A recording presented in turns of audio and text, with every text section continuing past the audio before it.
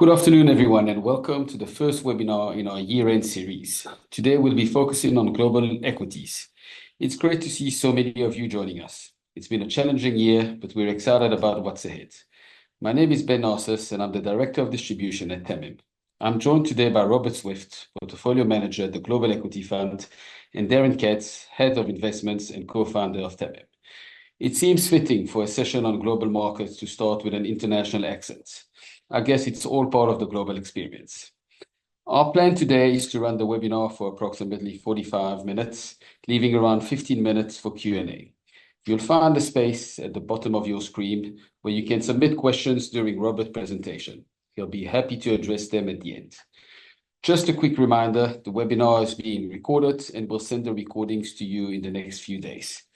Disclaimer, as a reminder, this webinar provides general information only and does not constitute specific advice tailored to your individual situation. For those who may not be fully familiar with TAMIM Asset Management, let me give you a quick introduction. TAMIM is a boutique investment management firm currently managing just over $235 million on behalf of around 515 clients. We focus our endeavors on generating strong returns for our investors, taking a slightly differentiated approach compared to our other investments in your portfolio, thereby offering valuable diversification. We focus on three main asset classes: equities, property, and credit. Within our Australian solution, we offer two options: the small cap and the all cap strategies, both managed by Ron Shamgar. Ron has been managing our Australian all cap portfolio for just over 5 years, delivering an impressive annualized return of 16.8% during that period. And over the past 12 months, the fund has returned 34.1%, with both figures net of all fees. These results place him in the top 3 Australian equity managers over that time, according to Morningstar. A standout point is that $1 million investment made 5 years ago would now be worth $2.35 million. Ron will be leading the Australian Equity webinar on November 27th. I strongly encourage you to register for the webinar to hear Ron's expert insight on what's ahead and how he plans to strategically navigate the fund in the coming months. Next, we have our Mobility Fund, or should I say our Tech and Innovation Fund, managed by Ryan Mann.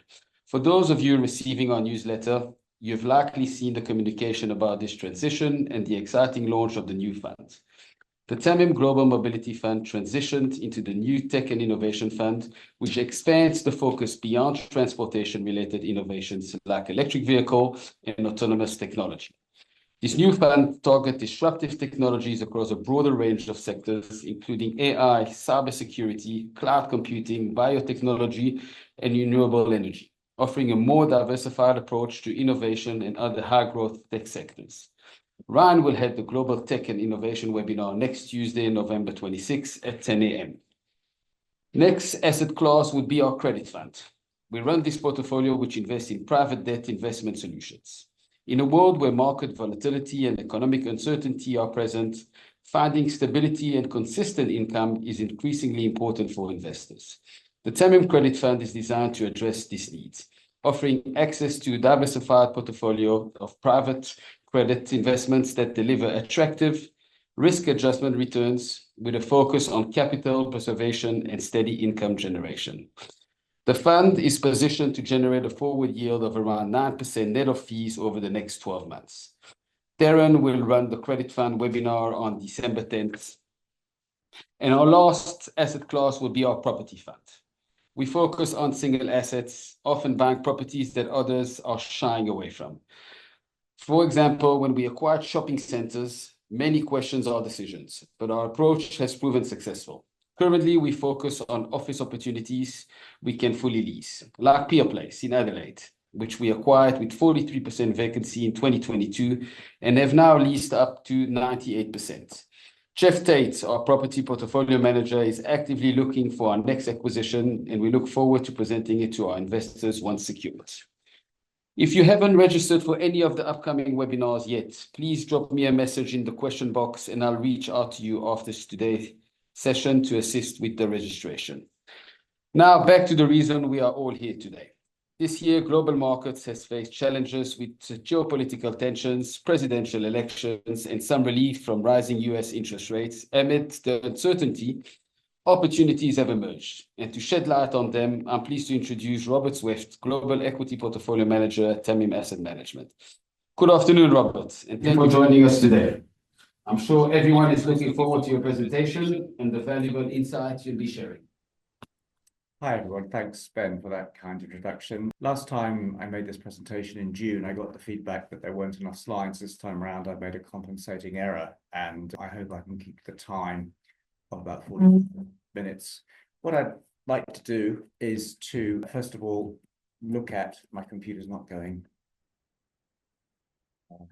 Control. Sorry about this. I'm just trying to get the. Here we go. I think it's now working. I'd just like to actually look at what we said last time, just to assess how we're traveling.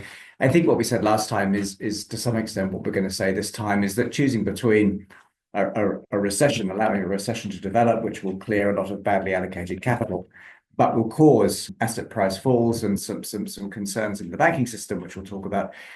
Our view is always that policymakers will err on the side of inflation. That has been the zeitgeist for about 25 years, and we think that's going to continue. That's what we said last time, and it's what we're going to say again this time, but with some significant differences. We pointed out 7 themes, if you like, which were to do with infrastructure, food, defense, the Japanese market, where we've probably been a bit too early in being extremely bullish, but which is now coming through to be generally accepted that it's a market that's extremely attractive. And we do indeed, despite the concerns surrounding China, we do indeed like industrial commodities and indeed traditional energy sources.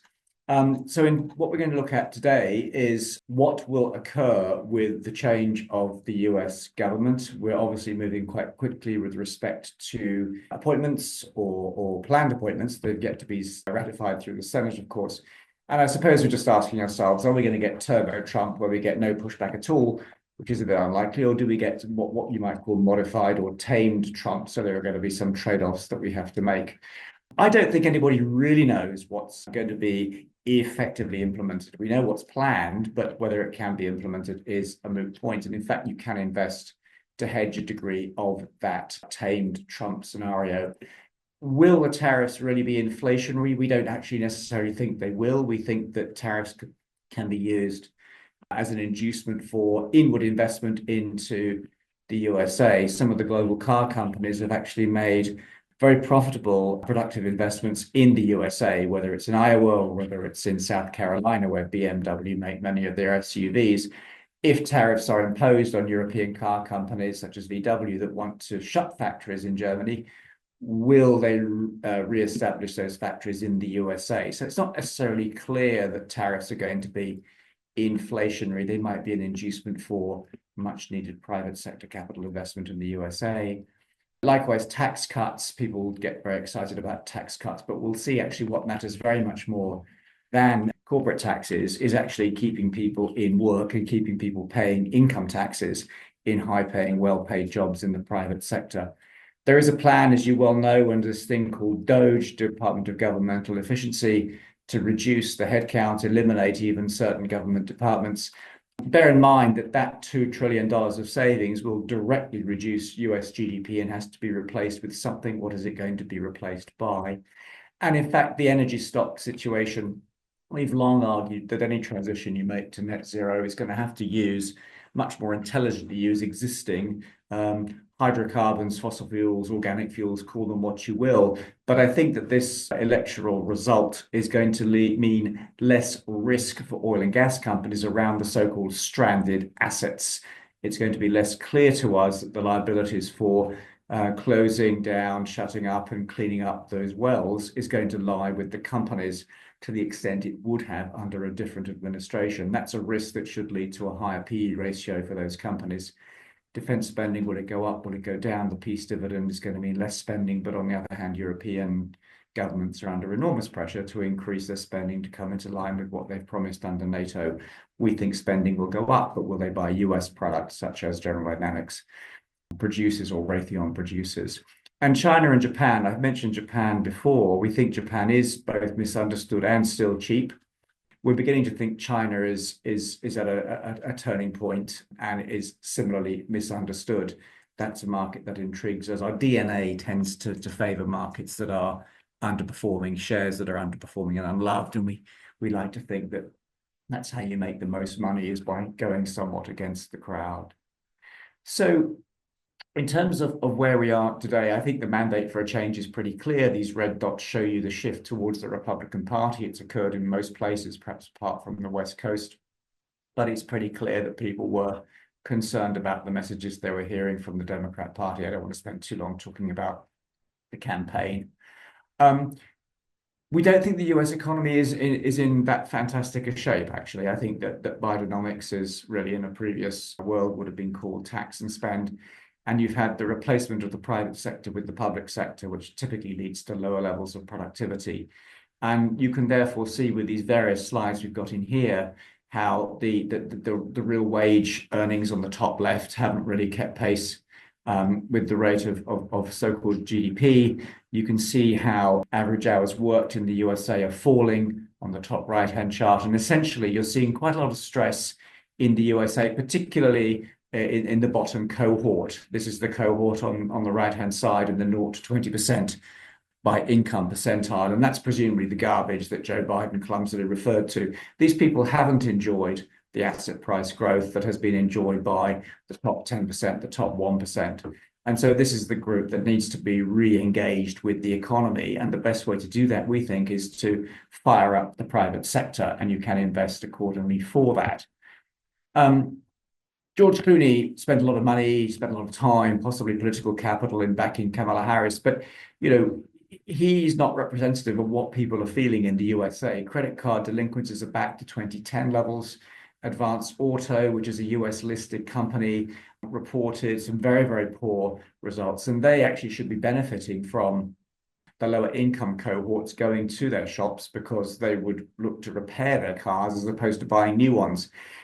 The consumer is a little bit stretched in the USA right now, particularly in the bottom half of the income quartile, and that will have to be addressed at some point, and that's what the votes are expecting to happen. And again, you can invest to benefit from that shift.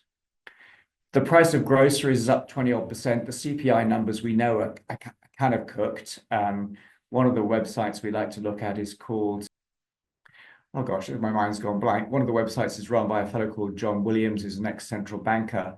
And he looks at the inflation rate that used to exist. Darren, you just click the slide forward. He used to look at the inflation rate that used to exist in the 80s and the 90s constructs. And the real level of inflation is running at about 8 or 9% and not the 2.5% that's claimed. So again, people who actually have to buy stuff in the supermarkets are stretched. And this, I think, is what's caused the Democrats to lose control of all the houses as well as the White House.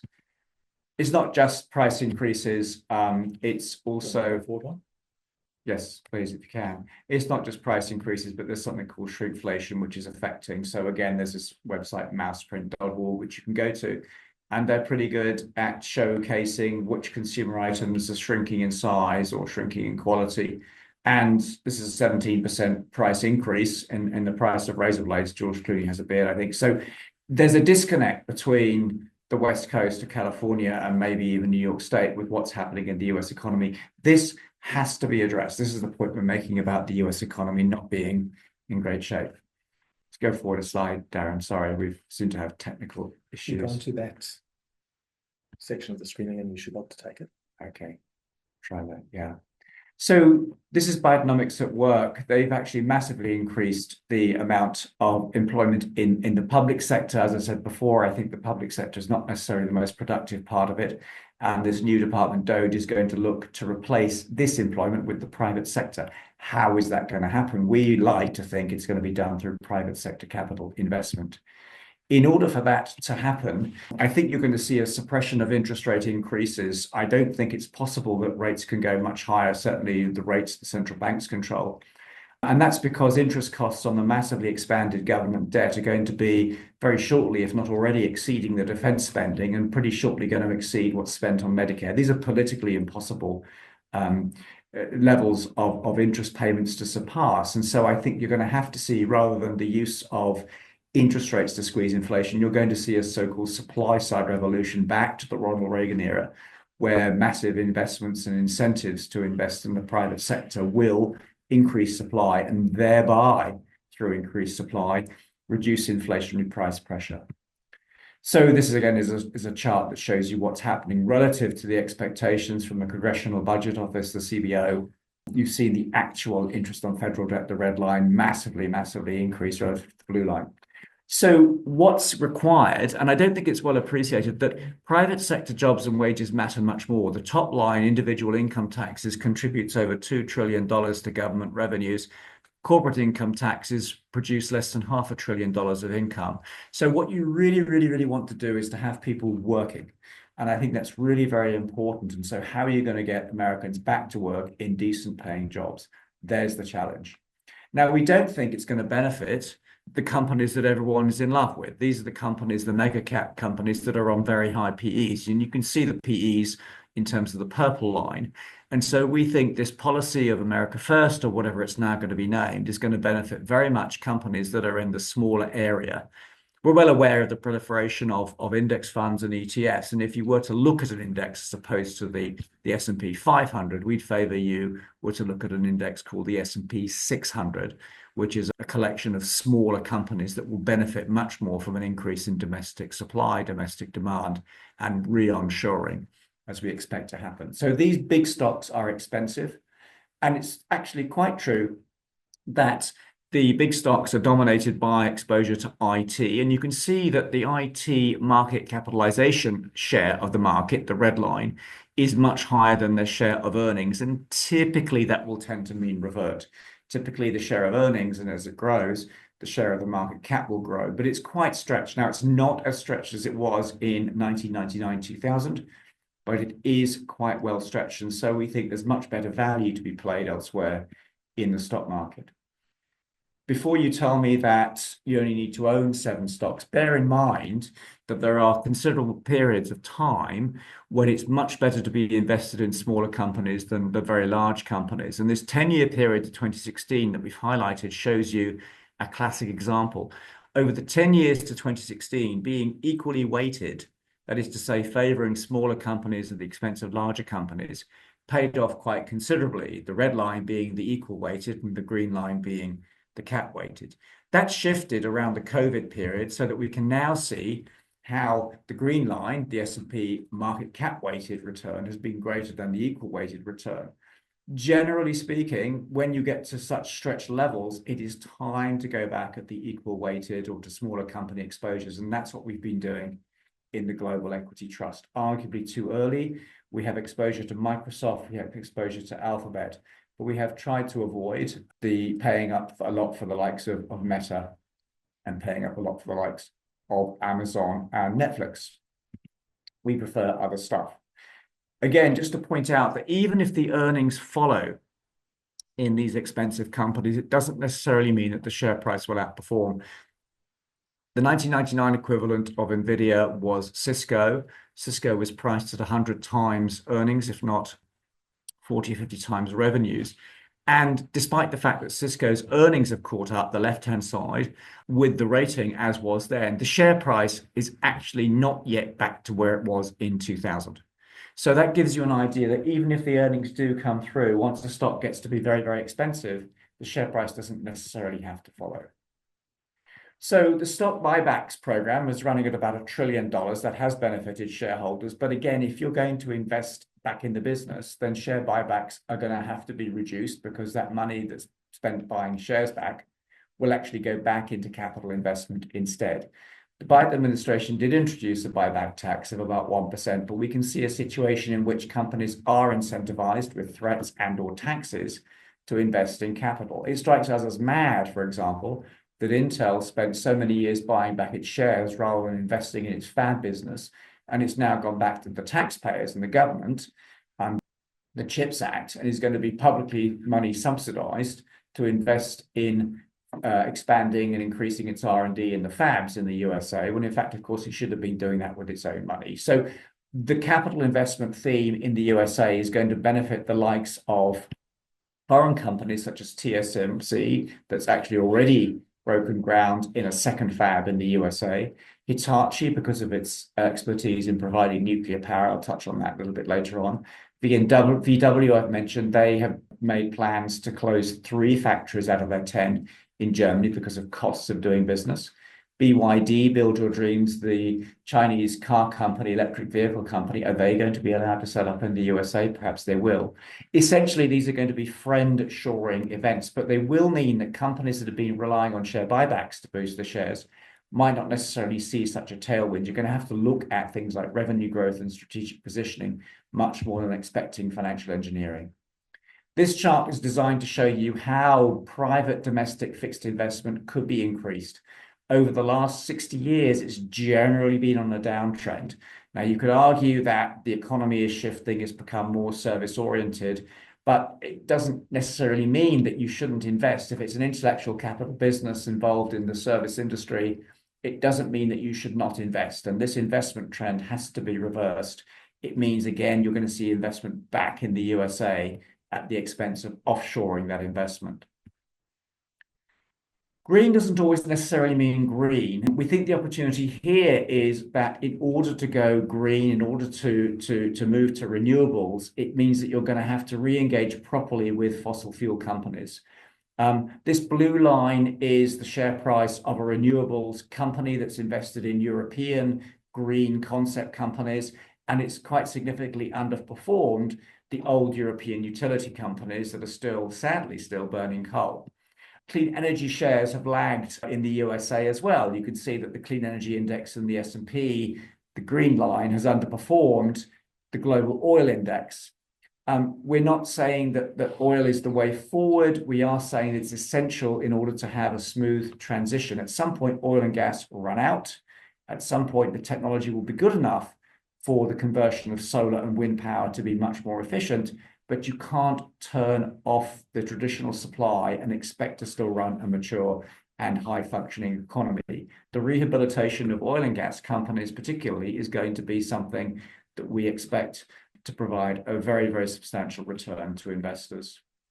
We showed this slide a couple of years ago. Even if you do move rapidly towards a so-called green transition, you're going to have to drill because the requirements for the ingredients, the commodities to run a so-called clean energy system are going to lead to an increased demand for copper, for lithium, manganese, cobalt. Everything is going to be required. And so a company that we like, particularly in this space, is Schlumberger in the USA, which is the world's leading geological geodetic exploration proving company for resources. So that's a company that we would think is going to be extremely attractive, not just because of oil and gas expertise, but because it's good at finding other stuff that's going to be necessary in the green transition. BHP and Rio, we think that there's an opportunity here in Australia. People are far too obsessed about what has happened in China and not thinking enough about what China can still yet do to boost its economy. And later in the presentation, I'll show you some of the things that we think are happening within China. We think BHP and Rio are quite attractive. Sumitomo Electric Industries in Japan is a recent purchase.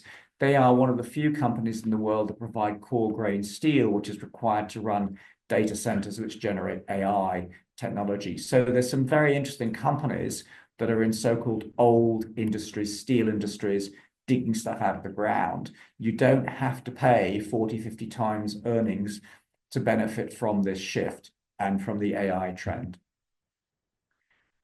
This chart shows you how much growth is going to come from demand from data centers and from electricity. As we shift to green, it's not going to be oil and gas, but more electricity is going to be distributed and generated, distributed, and used. We're not ready for this, and the US grid is going to have to be massively improved. Next year, we're going to get what's called the American Society of Civil Engineers, ASCE report for 2025. It comes out every year, and for the last 3 occasions, they've basically said that the US grid is not fit for purpose. When we see the report next year, we'll obviously update you, but there's a massive opportunity to make money from the upscaling and improvement on the US grid. MCOR is a recent purchase in the global equity strategy. Quanta is very key to this. It provides all of the necessary shifting, downshifting, upshifting of power to transmit across the grid to the USA. And then NGK Insulators in Japan is another fascinating business that actually is going to benefit enormously from the need to generate electricity and transmit electricity effectively, bearing in mind it's now going to come from a constant source, fossil fuels, and an inconstant source, renewables, solar, and wind. So there's a huge opportunity to make money in these spaces.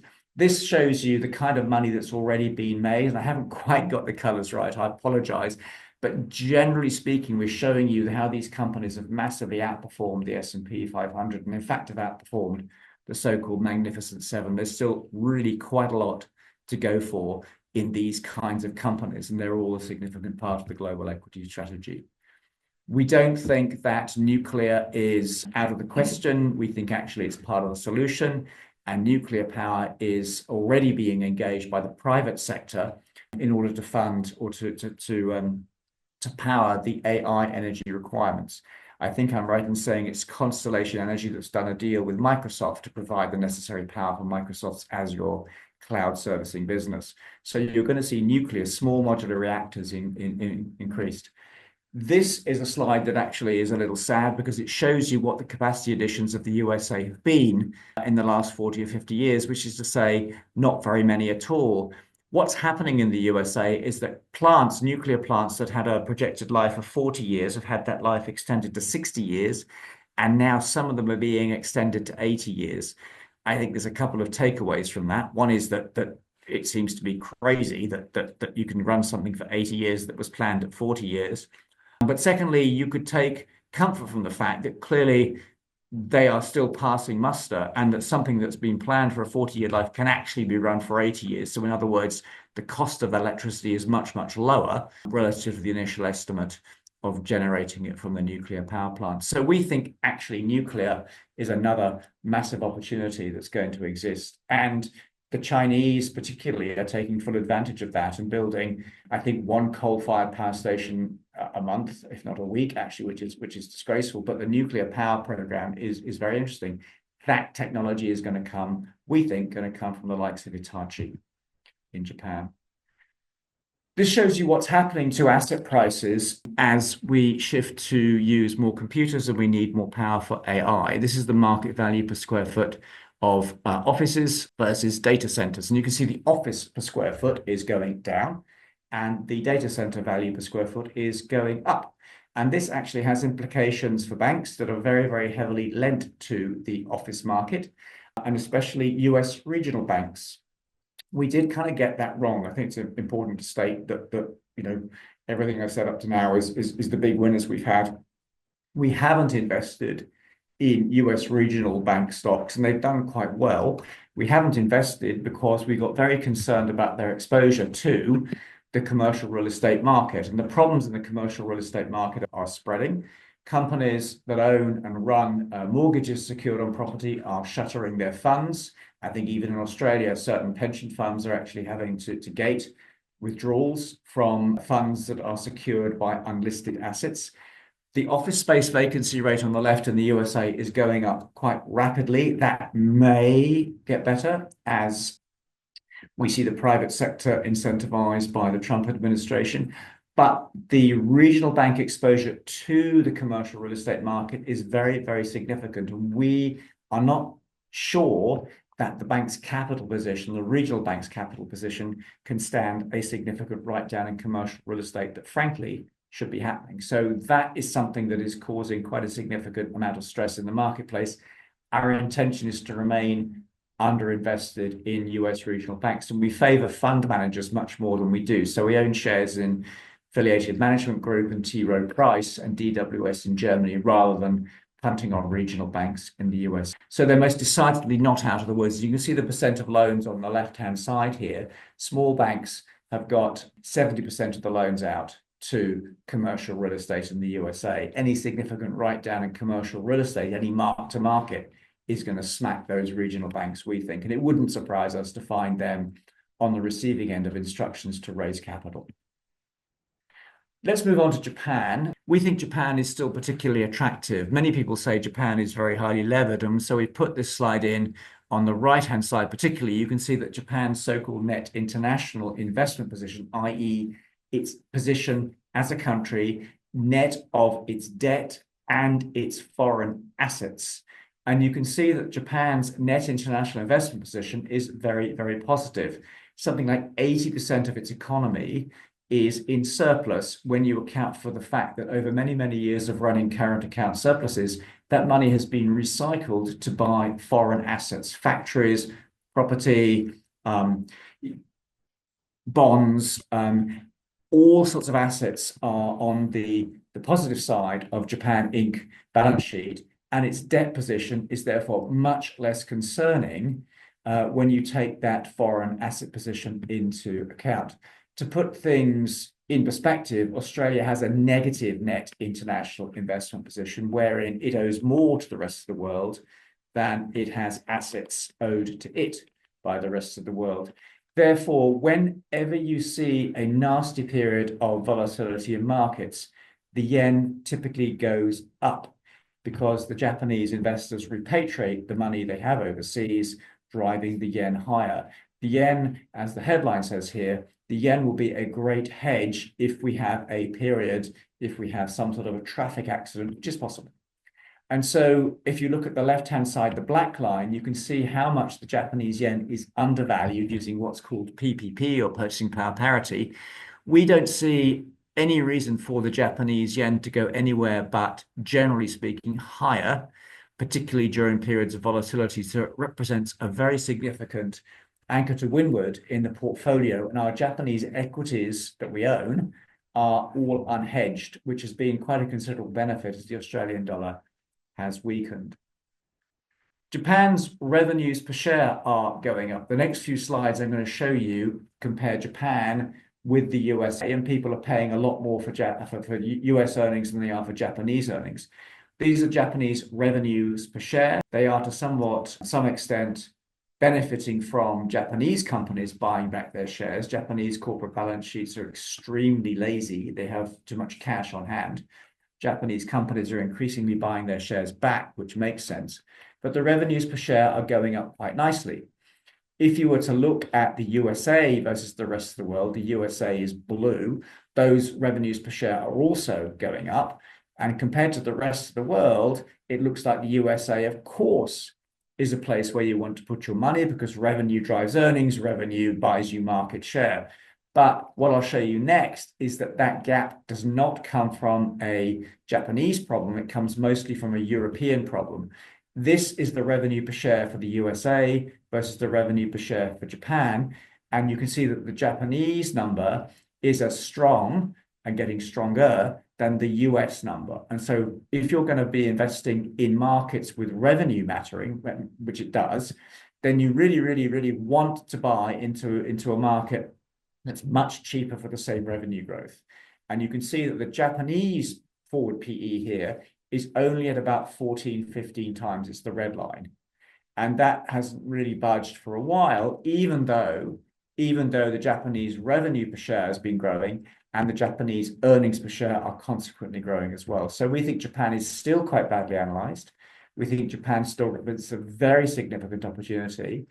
And in a world that appears to be polarizing, where the EU is going one way, which is anti-Trump, it's quite likely that Japan and the USA get closer together. And we think there's going to be quite a significant advantage, investor advantage from looking at Japanese companies with respect to tie-ups with US companies and the needs of the US economy for capital investment, at which the Japanese excel. So let's move on to China. I'm well aware of the time. China's stock price index hasn't really gone anywhere for, gosh, this looks like about 20 years. And of course, the euphoria that was generated when China opened up and was very cuddly has proven to be a bit of a mistake. The stock price index has gone sideways for quite a while. This is intriguing to us, and I think that the cheapness of the market is very evident. What isn't evident is the change. And I think that in August, when the government first announced a plan to stimulate the economy, the market shot up and has quickly come back again because of the first round stimulus package wasn't deemed big enough or deep enough. But it's very often the case that the first round packages never are big enough or deep enough. The fact that there was one shows that the Chinese policymakers have recognized that there is a problem. So you can see on the left-hand side of this chart, the PE ratio is very low. You're not paying a lot for Chinese earnings.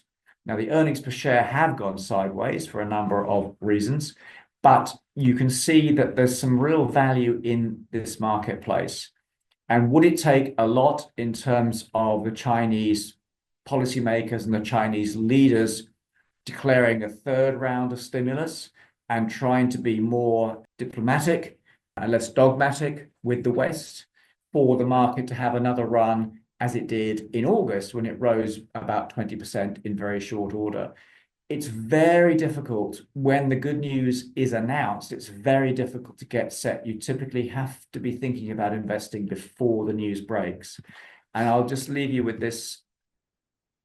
Sorry, this last slide here, which is from the Financial Review, which is to say that China's retail sales are indeed beginning to show signs that people are opening up their pocketbooks and their wallets.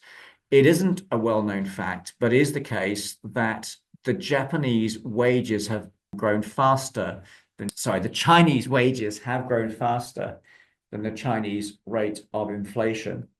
And so there is money in China to be spent. And if you look at the household balance sheets in China, they're not really yet an equity culture. They have a big exposure to property, which we can see on the previous chart here. That property exposure has been one of the problems, but they do have a lot of cash in their household balance sheet. That cash will perhaps go into places other than real estate, such as the stock market, but it will also be spent. Our current strategy to take advantage of what we think is going to be increased Chinese retail sales is not to invest in Chinese retail companies, but to invest in Japanese companies that benefit from their exposure to the Chinese economy. These are companies like Kao Corporation that actually owns a number of boutique brands in cosmetics and healthcare. They own Bondi, Bondi Wash, is it here in Australia? So there are ways that you can play, perhaps safely play, the increase in the green shoots that we see coming through in the Chinese economy. We wouldn't yet touch property companies. We think they are far too heavily leveraged, and it's pretty clear that equity holders are going to be whacked, sensibly so, by policymakers. But we think that to ignore the Chinese economy and to ignore the possibility of some kind of a change in perception as regards how it's managed, we think is missing an opportunity. We think that China is certainly more attractive at the moment than the EU, which appears to be adopting the very things that have caused the Chinese economy problems in the first place. So in terms of preference, our preference at the moment is the USA and Japan, and then to look at China next. Now, recently, to give you an idea of how much progress China is making in some of the key industries of the future, Jim Farley, who is the CEO of Ford, noted, and it's all written here, so I don't need to read it out to you, the growth of the Chinese auto sector is an existential threat because of the standard that they have achieved. If you drive around anywhere in Australia and Sydney, you'll see many, many more BYD cars than perhaps you would have 5 years ago. And that's because they are a very attractive proposition for the price they're being charged. And this slide is trying to show you how much progress China is making in terms of key industries around the world. It provides 80%, for example, of the solar panels that are being installed. So you're going to see at some point, we think, another stimulus package in China, which will please the markets. And then all of this will be released as information that will be sold very heavily by stockbrokers as to why you should invest. And it's quite important that you try and get in ahead of this. And we're gradually, slowly adding to positions in the Hong Kong and Chinese market. We bought Swire Pacific, we traded Anhui Conch Cement successfully, and we've recently begun to take a position in Chung Kong Hutchison, which actually operates much of the port infrastructure and logistics infrastructure in southern China. So there are some investments we're beginning to make directly in China and Hong Kong as well. If they do take investors and equity holders more seriously, you can see how the Chinese stocks are actually sitting on very, very lazy balance sheets. And given that one of the first stimulus measures announced was an encouragement to buy back shares, you can see that Chinese companies could easily not just maintain high dividends, but actually increase returns by paying dividends and buying shares back, which would increase the total shareholder return. And if you were to look at the likes of China compared to, say, Europe, the payout ratios in China are lower and the cash to market cap of the companies is much higher. That's a pretty compelling reason to invest in those companies in the expectation that that cash will be deployed more effectively and more efficiently in the future. Australia is actually to the left and above Europe. So Australian companies probably need to invest more and pay out less in dividends, which isn't perhaps a pleasant thought. This is what we own in terms of a representative sample. We are aware that people do like and can trade individual stocks. And I think that TAMIM have tried to, and we've tried to cater to that by having a number of stock-specific articles that we publish, as well as videos on certain companies. We owned a company for a couple of years called Sprouts Farmers Market that was up about 300%. There are videos that we produce on this. And obviously, you should check in with what we're saying about individual companies, because those are things that people like to trade themselves individually. We'd love to have you as clients. We'd love to have you on board so you can see the full range of the 95 to 100, 110 companies that we've identified globally. This is a small number, a small sample of that. But if you were to invest in the Global Equity Trust, you'd get to see 95, 120 companies that are quite interesting, for which you don't pay a high PE multiple, and we think are going to be able to benefit from the trends that we see occurring globally as the political shift moves towards more private sector capital and away from government spending. Thank you for your time. I think I've managed to keep to 40 minutes. That's pretty good. And I'm now going to hand it back to Darren and Ben, who will deal with the questions. Thanks, Rob. I'd ask you just to, you've gone on to mute there. That's most appreciated. Really enjoyable to sit here today and listen to the words of wisdom. Certainly, we appreciate the fact that when you're in the room with us, we tend to be the less smart people in the room, given your extensive reading and just understanding of markets. So it's always really good to be able to sit here and listen in to your thoughts on what's coming up. Now, definitely today, before I hop into the Q&A section, I've got a bone to pick with you, and partly a question, but we're trying to understand it, because for the last couple of years we've looked at the Global High Conviction Fund, and every time we have the webinar, we ask you what you think the forward-looking returns are likely to be over the next 12 years. And I think maybe it's a little bit of sort of under promoting what it is that you guys do and are capable of. But certainly in the last 12 months, we've seen this portfolio generate about a 21% return versus your prediction at 8. What are you thinking? What's the next 12 months hold in store for us? Yeah, I'm really sorry to give you 21 rather than 8. No, look, I think as you get older, you realize that in fact, in the long run, equity returns are pretty good at around 10%. And I think during any transition in the way in which economic growth shifts from one source to another, I think that you typically see higher volatility, which impacts the return. Yeah, look, I think that if you can make 10% per annum from here relative to even a more accurate rate of inflation here in Australia, which is probably running nearer 4 or 5 than 2 or 3, I think that's great. And obviously, we're delighted with what we did. And I think that you should view that 20% as being exceptional. I think there are probably managers who've done even better than we did. But the point about the 20% we've made is that it comes with the diversification and risk control. So it's been a pretty consistent return, which is quite important. Many of you will invest on a continual basis, and it's called variance drain. But if you invest on a continual basis, putting money in each quarter, each month, the journey that is less volatile in terms of the ups and the downs gives you more end value than the journey which is highly volatile. And so controlling that volatility is part of what active management is all about. And that's what we've been able to do through the use of quite sophisticated risk models, etc. So I can't promise 20-odd%, but I can promise that the market leadership, I can suggest that the market leadership will change and broaden out. And as I said before, at the very, very start of this presentation, I really would favor investing equal weighted over cap weighted. I think the market will broaden out. You're going to see leadership by different sectors from what we've seen in the last couple of years. Not saying AI is dead. I'm just saying that you should be investing in the picks and shovels rather than prospecting for nuggets of gold. Thanks, Rob. Definitely, we're going to take that as in a recorded format as another 20% promise for next year, hopefully. So just heading into questions for today, I'll start off with maybe a slightly more light-hearted question from one of the listeners. We know that you really enjoy reading and you're a prolific reader at all times. What's the current book that you're into, and do you want to tell us a little bit about that?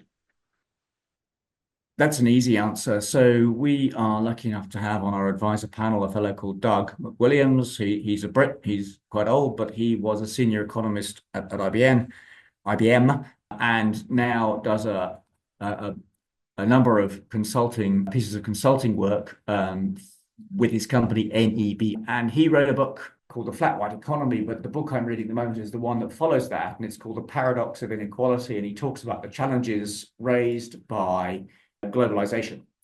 And it's an easy read. I'm probably about 2/3 of the way through it.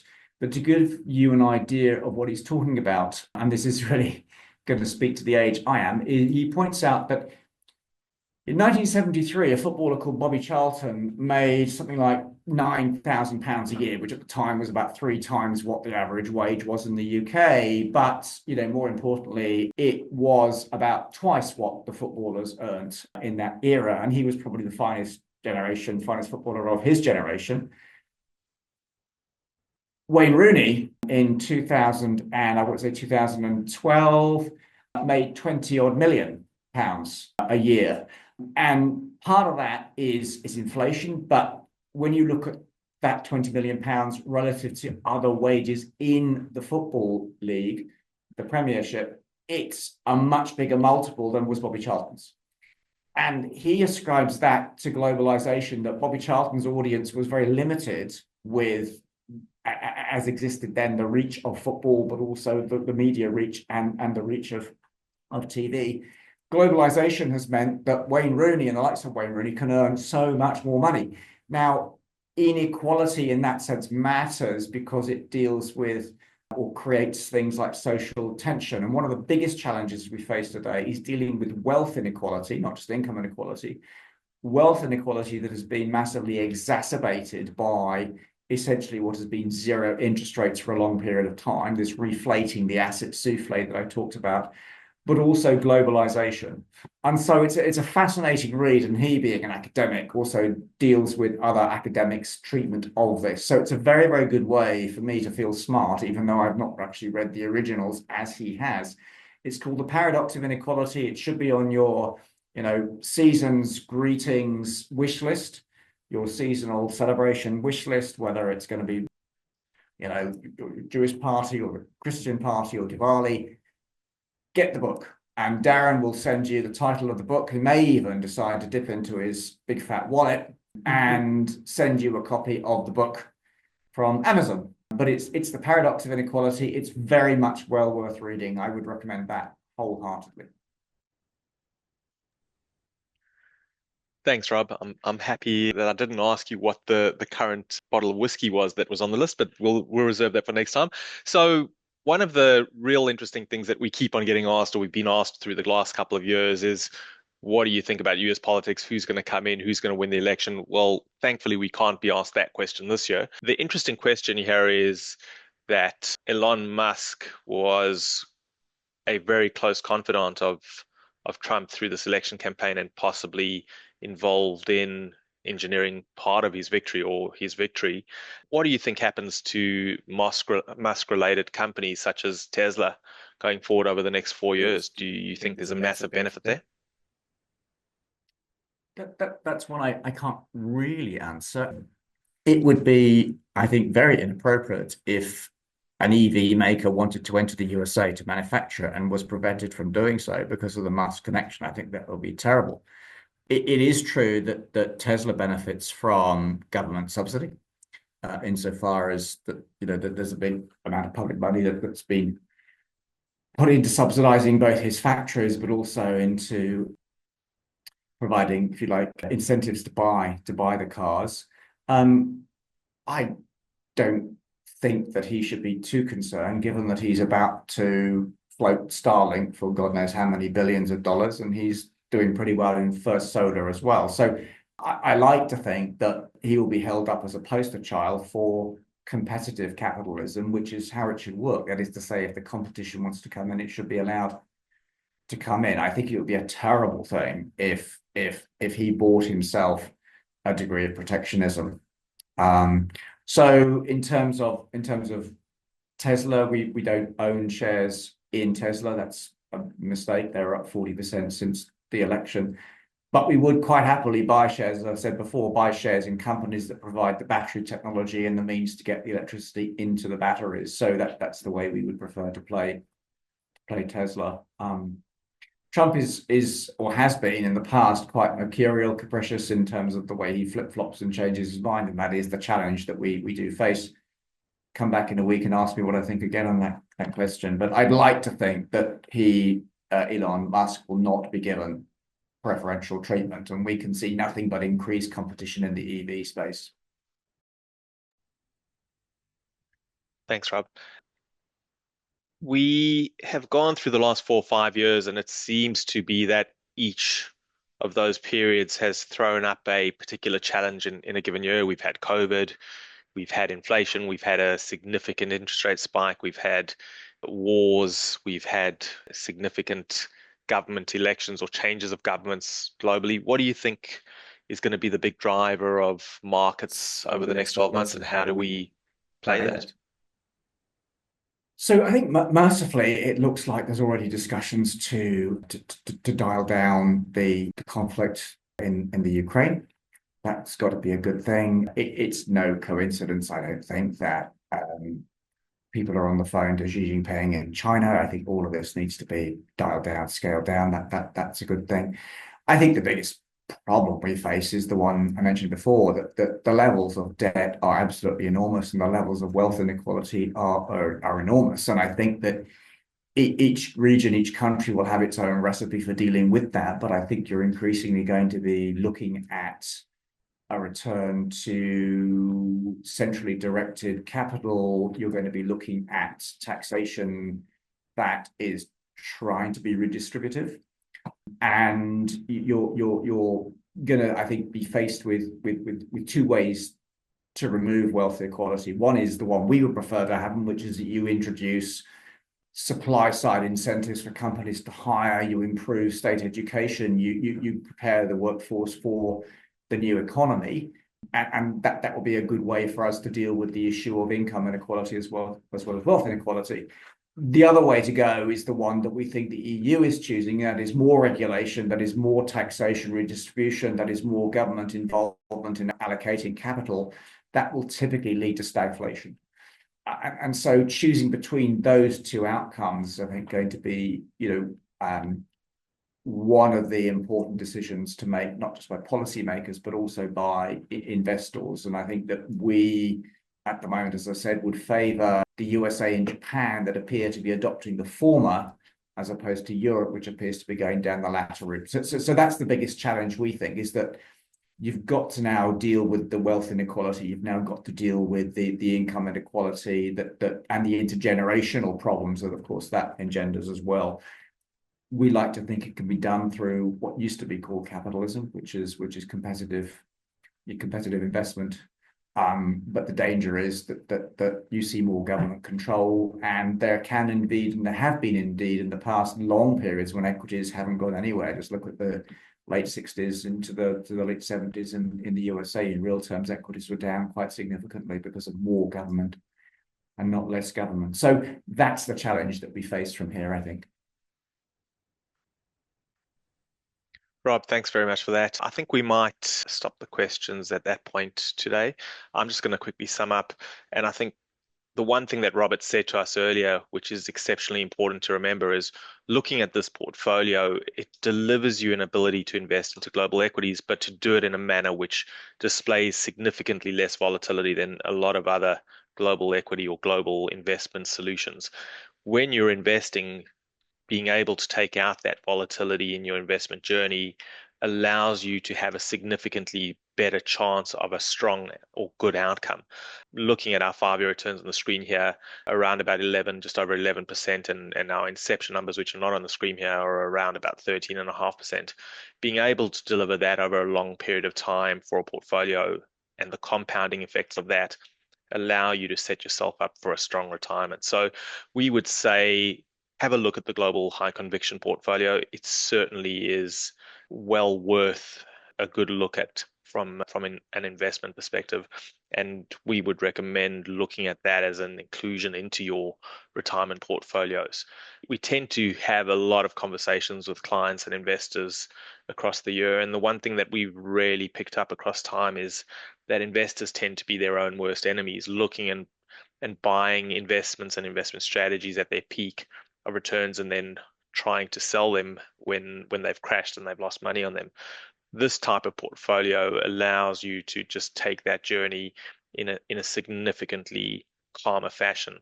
With that, I might stop my talking today. We look forward to seeing you as hopefully investors or continued investors in the portfolio, and looking forward to joining you next week for the Australian Equity and Global Technology webinars and the credit post that. Thank you very much and see you next week.